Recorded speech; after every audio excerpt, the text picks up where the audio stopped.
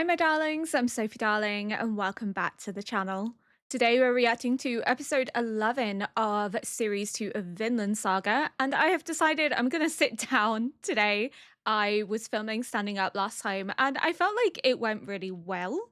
Felt a lot more confident, a lot more animated, but my lower back was absolutely killing me. Kind of made it really uncomfortable to film for long periods. Like if I was just filming one thing, then yeah, fine. But because I was filming for, I think it was like 4 hours and I was stood up for 4 hours, my lower back was beginning to like hurt. And maybe that's a skill issue, but I couldn't do it for that long again. So I've decided I'm going to sit down today. I don't think it makes too much of a difference. So I felt like I made far less mistakes that I needed to edit out in terms of my speech. And I don't know if it's just like a subconscious thing. I don't know. Some days where I'm filming, I make less mistakes than others. I feel more confident. And then other days, there's just mistakes galore that I have to edit, and it's a bit of a nightmare. I can't quite predict it. I don't know why it happens, but some days I make less mistakes than other days. Last episode, we got reintroduced to Canute. Canute has gone to see his brother. His brother is dying, and Canute has poisoned him and is ready to take over from him, which is just incredibly disheartening to see the man that Canute has become. This isn't who he was in series 1, but it's showing the weight and the pressure of the crown, and how his father's warning to him in series 1 is almost a prophecy of what's to come, of who Canute is going to be because of the pressure of the crown and leadership and ruling. He wants everything and more. He wants to acquire wealth. He wants to acquire land. He wants to acquire control because it's never enough. It's all for this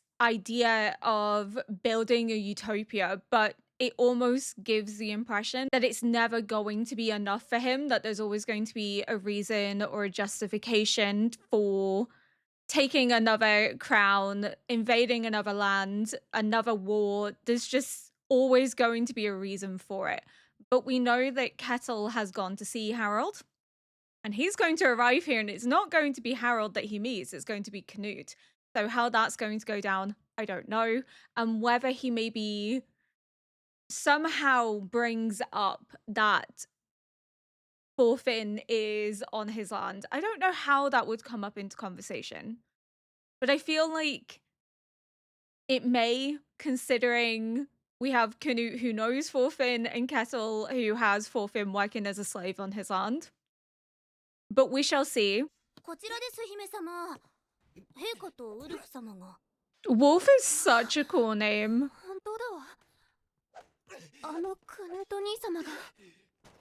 Oh, he's panting. How long have they been doing this for?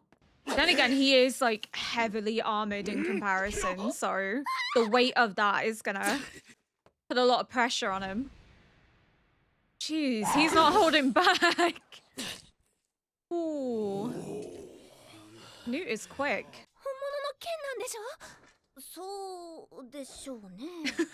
She's like, yeah, I guess. It seems more like a demonstration, like Canute's trying to prove that he's strong enough to lead the Danish.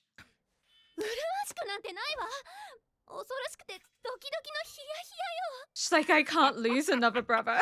She's like, I've already lost one.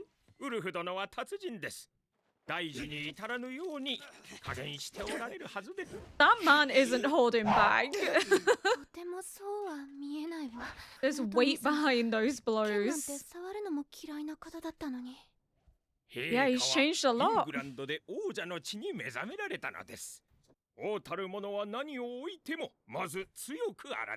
Weak king can be exploited. Yeah, he's trying to prove that he's capable of leading them, that he's as strong as his brother. Yeah, a guilty conscience would do that to you. Unless she means physical pain. I mean, he is sweating, visibly out of breath, but that's probably because of the heavy armor. 全身により活路を開いてこそ王者の剣というもの。敵のみならず配下の者もまた陛下の剣の風格を見ているのですぞ。 They're looking for weaknesses. それにエストリズも見ている。 Oh, 気づいておるのだろ does he like う。な Astrids? るほど。 Astrid? 途 Astrid? 中から一 Astrid? 段と打ち込みが鋭くなったのはあれがためか。またそのような。 He's using his それはご words. 先祖。 You are falling for it 忘れろ。 though. This is such an Askeladd それに今は move. 隣の男との話に夢中のようだ。 He's taking advantage of his weakness. Yeah, fuck. You looked away. 参り申した。 His jealousy got the better of him. Needed to make sure she wasn't actually looking at another man. That's such an Askeladd move. Oh wow, okay. So that's why he's visibly sweating. It's like 5 bouts and he's only won 1. 例の調査の書類作成が終わりました。後ほどお部屋で。 What are they investigating? しかし、資産家というものはなかなかおらんものでして。 Oh, this is gonna link back to Ketil, そ isn't ちら it? にあげ Because た he もの is どもから incredibly 踏んだくって wealthy. も年 And he 間 pays like a 3000 ポンド boon というところ to です。 Harold to あとは、 protect him まあ、 and his 全体 land. 的な増税で対処するほかないでしょう。スベルケルの子ケティル、南部でかなりの土地を所有する豪農です。 They're gonna try and squeeze more money from him. されておらん。必要な数字だ。調べて追加報告しろ。 Oh no. So they're going to have to go and investigate. They're going to see there's not enough people defending this land, and that if they wanted to take control of it so that they could leverage the money that it brings in, they could, because it keeps coming back, this idea of there isn't enough people to defend this farmland. And I think that's foreshadowing that there is going to be an invasion, but you wouldn't expect it from Canute, but it sounds like Canute's trying to find a way to leverage more money, more wealth for his own endeavors. We already know that Ketil comes here to give a shit ton of wealth to Harold in order to have his protection should anything happen. Harold would come to his defense. I don't think Canute's going to do that. But also, if they send Gunnar to investigate the farm, Gunnar's going to run into Thorfinn. He's going to see Thorfinn. And he's going to report that back to Canute. Another curious question that's coming to mind is if he's squeezing Ketil for more money, more profit, that means Ketil has to work harder. His slaves have to work harder. He might not let Einar and Thorfinn go because they are like the hardest working on his farm. He might go back on his word and they'll feel betrayed. And I think that might cause some conflict between them. にしてもこれは。デンマーク王位即位式の直後に大幅増税ということにな That り never ま goes すな。 down well. こうなると逆にデンマーク国民の反 A 発が new 心配 king です。 raising taxes. そうなら Not ぬ gonna よ go う down 手を well. 打つのが政治というものだ。やりようはある。イングランド王即位後、クヌートは緊急の案件を抱えていた。新たな財源の確保、直属配下のデンマーク人部隊を駐留させていた。 He can't し pay か them, し、 can その he? 維持費はイングランド国内の税収によって賄われ Oh, ており、 and that's going to イ cause ングランド tension. 国民の不満を呼 Yeah. ぶ一因となっていた。 So he needs the Danish クヌートのもう taxes 一つ to の pay the ハントとなったデン Danish マー force, クから費用を捻出できない場合、駐留軍の規模を縮小せざるを得ない。 which would weaken his power and control. や So he りよ doesn't う want は to あ do ると that. おっしゃいましたが、どのような。直轄量を増やす。 Oh 開拓です no! か？しかし収益が上がるまでには時間がかかります。 Ketil, his 開 farm. 拓以外の方法で王の持つ畑を増やすのだ。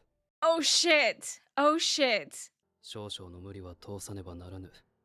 Who is 増 this 税によ man? って国全 This 体に is 不満の not the 種をまく man よりは上 that 策であろう。 we saw in series 1. そなたにもっと良い案があるというのなら、 I understand the pressure of being king, and he's doing what he feels he must in order to secure his position and his power. But at what cost? 征服者でありデンマーク人であるよイングランドの民は心よく思っ Which て is お why り he can't have an English 世 force. He の needs 意 a のまま動く Danish 直参の force. 軍団はそのまま統治の実行力でもあるのだ。 So he's doing what he feels he 王とは must 剣だ。 do. こんな世で武力を持たぬ王に何ができる。 They'd rip it away from him as fast as they gained it.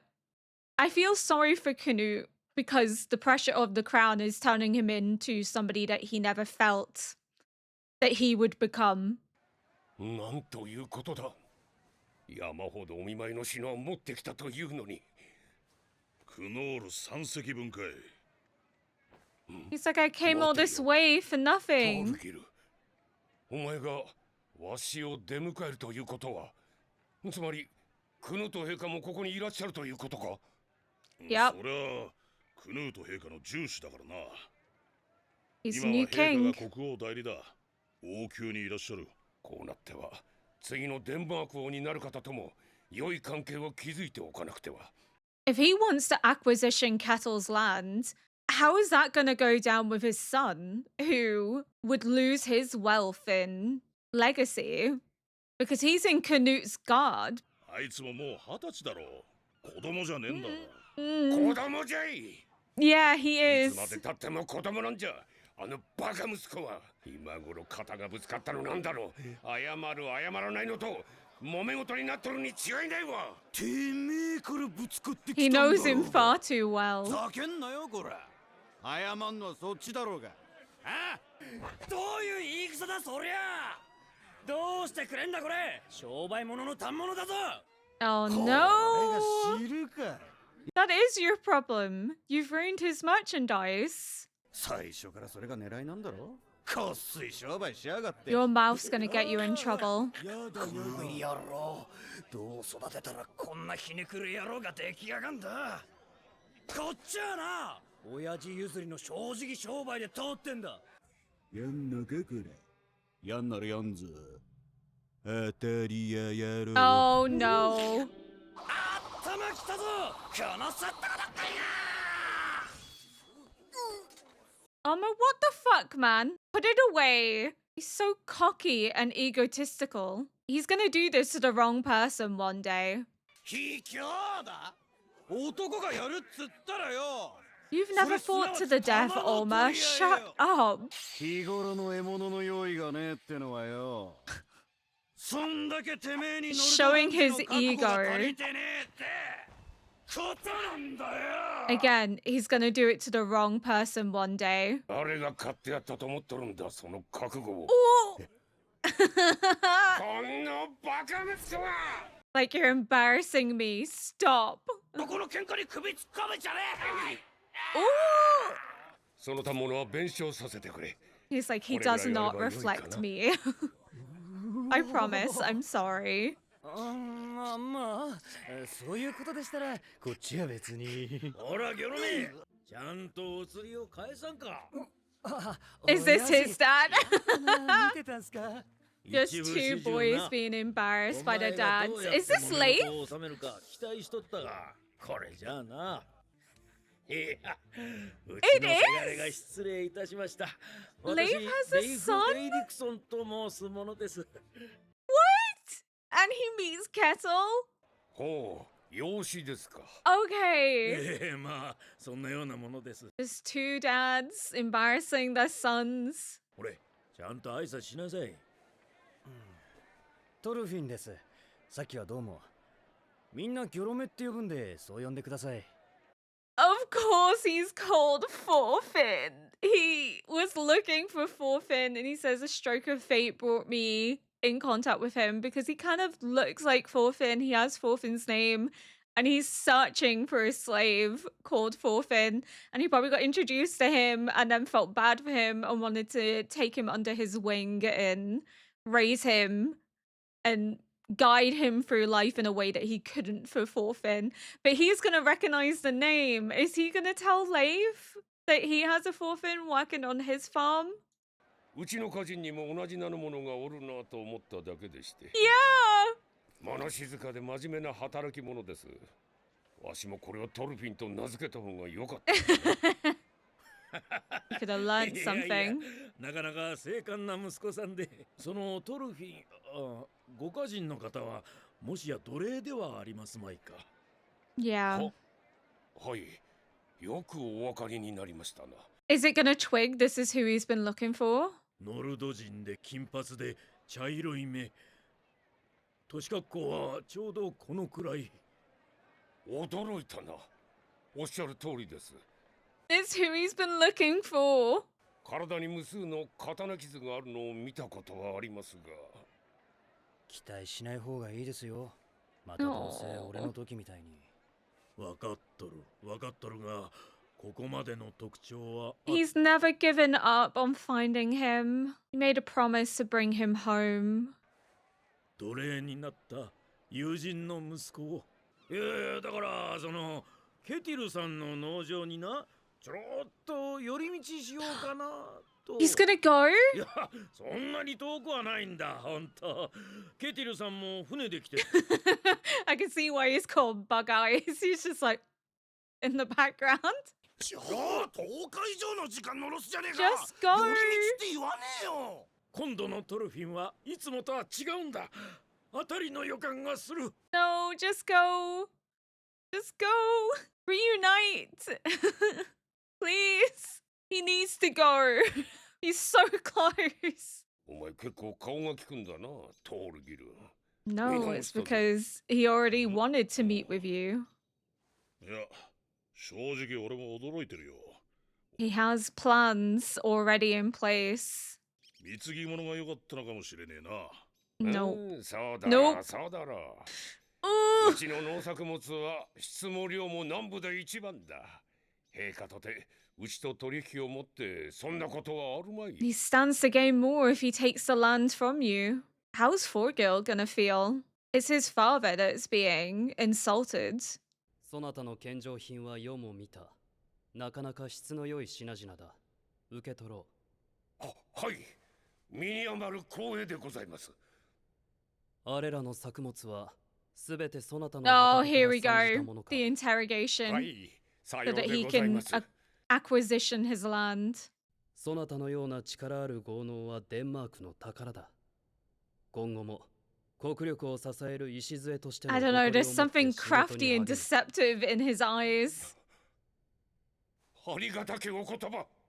今後もどうかお変わりなくご後輩のほどを。 Yeah, in exchange for paying me more. OLMAR, what the fuck? 俺お前御前であるぞ。はいせんか。 OLMAR? 何してる OLMAR? 大変失礼をば。クルート陛下、お願いがあります。俺を陛下の軍団に入れてください。 Oh, OLMAR. 今まで稽古を積んできました。 Even Thorgil's like, what the fuck are you な doing? んならここで腕前を。やめんかバカモン。御前で剣を抜くやつがあるか。 Literally. クソ親父。 OLMAR. 俺は戦がやりたいんだ。 Stop. This is so embarrassing. 構わぬぞケティル。そのものの剣の腕前見てやろう。 Not well enough. It's この豚 against a は pig. 今日の兵どもの夕食だ。人体とみなし切ってみせよ。 I thought he was gonna try and duel him. What are you doing, OLMAR?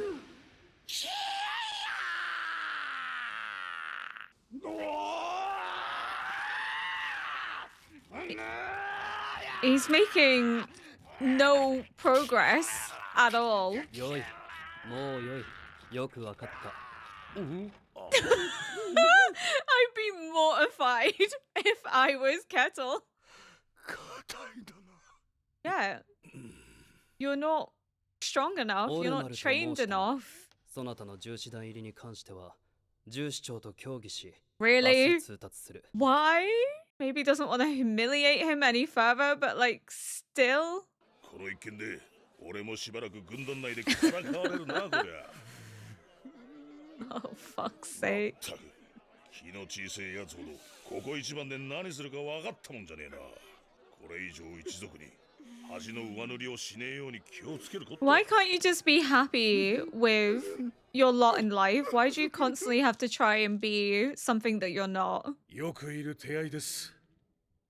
実力はなく、プライドは高い。部下には欲しくありませんな。うん。重視長としての意見は分かった。では、もう一つの意見を聞こう。He could be of use. 大いに使います。あの若者。そうだな。使える。典型的なノルドの若者だ。それも愚かな。But he would do anything こ to ちらの思うよう impress. に踊ってくれるだろでは例の計画を。 They're gonna take Ketil's farm. う。万民の平和のためだ。悪いが泣いてもらおう。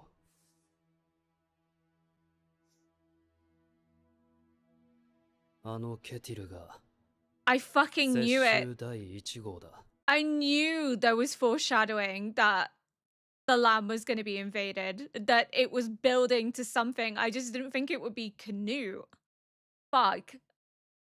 So they're looking to potentially use OLMAR as a way of reacquisitioning, I think they called it, Ketil's farmland. So what the fuck's Ketil supposed to do? Does he just get like turfed out and told you need to go elsewhere? Like, how does the reacquisitioning work? Okay, so it basically just says that they may retain the legal title, so the legal ownership, but the control of it and what the land makes goes to the crown. The crown benefits from it. So they're taking acquisition, but Ketil would still own it, but he would be no longer able to profit from the fruit of his labor. And it says that they are generally entitled to compensation, but I have a feeling it's not going to be one in which he's fairly compensated for. It very much sounds as if they're going to take over and not give Ketil really anything in return. That he's just going to be either turfed out or expected to work for no profit, no gain, and give everything to the crown so that it can fund Canute's Danish army in England. Because obviously the English are pissed because they're like, why are we paying taxes to fund a foreign force? That's not okay. We don't agree with that. Canute doesn't want to downsize his army because they're loyal to him. He also can't build an English army because they will never really treat him as the king. They accept it, but they don't see him as one of them, so they're never going to be fully loyal. So he needs the Danish army. He needs a big force in order to ensure that nobody can just try and take his crown from him. But at the same time, he can't continue to pay them from English taxes because it's going to cause more civil strife and conflict, and he's trying to mitigate that. So that's why he needs Denmark. You can understand that this isn't going to go down well, especially when they're targeting the wealthy landowners of Denmark. They are acquisitioning their land for their own profit so that they can bring this peace and utopia, and that the people need to pay the price for his peaceful endeavors, which I think is just kind of bullshit at this point. I don't think really he's bringing anything. And he's like, if they want to live in peace, they have to pay the price. But is he really bringing peace when this is going to cause more tension and potential conflict in the long run? When people might see him as abusing his position and his authority, that they might see him as not worthy of the crown, especially when they compare him to his brother. I don't know. I feel sorry for Canute on one hand, and on the other, I'm like, who are you? You're not the person you used to be. But I think that's because the crown has put so much pressure on him that he's had to relinquish a lot of his idealism, and he's had to see it from sort of a pragmatic perspective, that in his mind this is for a greater, more nobler purpose. So even if I screw over people now or I kill people now, it's for a better future, it's for our utopia. But at the same time, you kind of have to question, when is enough enough? And it seems as if it's never going to be enough. And this, again, was hinted at in series 1 with his father, Sven, talking about how that the crown constantly craves more power, more money, more wealth, more status. That you're weak to the demands of the crown because there's this pressure and expectation that you have to maintain and uphold. You can't be seen as weak, so you have to demonstrate your strength. You can't be seen as poor, or people will turn away from you, so you have to demonstrate your wealth. And you have to do this by acquiring more power, acquiring more wealth. And Sven warned him of this and basically said, you don't know what you're asking for, what you're bringing upon yourself by vying for the throne. And I thought that Canute was going to be different to his father. And series one paints that image of him being different, of him disputing that the crown can really put this much pressure on you for you to turn away from what matters most to pursue power and money. But we are seeing that now, in that Canute is not immune from this. He is just a man. He is not this heroic figure that Asgard thought him to be. He's not this noble principal man that we thought he would become, because the weight of the crown, the pressure of expectations has kind of thrown that idealism out the window, because he can't be idealistic in a world that's vying for his downfall. He has the English that don't want him there. He has the Danes that he now needs to squeeze money from. He needs to pay the Danish army to keep them close so that the English don't take advantage. He has all these expectations thrust on him that he's realizing that this idealism he had isn't serving a purpose for him. He says it's all for utopia, it's all for peace. But again, when is enough enough? When is it ever going to be enough? And I don't think it is. And that's what Sven was telling him, is that it's never enough. You think that you're doing this for a moral, pragmatic reason, and then you find that you're not actually doing it for that anymore. You're doing it because the crown wants you to do it. You feel that urge and that craving, to the extent that he even took out his brother because he felt it was beneficial to his idea of peace in utopia. But if anything, it is because he wants to keep his army. He got rid of his brother so that he could leverage the money from Denmark to keep his army, to keep himself in power, and to keep his position. But he needs that to achieve his goal. He's a very interesting figure. We see the idealism turn into a young king that we no longer recognize because his ideals have kind of gone out the window, and that he's had to resort to becoming someone that he never expected to be. But I find him very fascinating, and seeing his journey is going to be interesting. As I've said in a previous episode, it's very much this idea of reality versus idealistic hopes and dreams, that the reality doesn't always match your expectation. And Canute was quite young, whereas now we're seeing a mature Canute, a Canute that has seen war and bloodshed and knows what's expected of him, more so than the Canute in series one that wasn't yet king but had these grand ambitions of what he would do if he had power. He's realizing not everything is chalked up to be what he expected. And then we see that Leif might be going to Ketil's farm and that he's adopted someone because he thought that he'd finally found Thorfinn, but he hadn't. It was just somebody that had the same name and looked like him. Because he says, oh, you're going to end up doing what you did last time, getting your hopes up and finding someone that isn't actually him. But this is him this time. But now they're like, we're not going. And it's like, no, you need to go. You need to go and see him. But if this land is invaded, ooh, it's going to be tense. I think that could pave the way for Einar and Thorfinn potentially fleeing, but also maybe Anhide being able to flee with them too, because it talks about how Ketil will never let her go. But if there's an invasion and they choose to use that as an opportunity to get out of there and to gather their own freedom, maybe Einar sees it as a chance to take Anhide with him. I don't know, but I feel like we might see Thorfinn conflicted between violence and his path of peace, because he's forsaken violence, he's forsaken picking up a sword again and drawing blood. But if his home is threatened, if he is now the one that's being invaded, can he just stand back and watch it happen? Or is he going to feel this confliction within him to defend what is his, but it will be interesting to see how Thorfinn reacts to it because he's never been on that side of the invasion. He's always been the invader. So seeing Thorfinn as the invaded is going to maybe put it further into perspective, the fear that he struck into people, and kind of helps him to confront his past and move forward even more.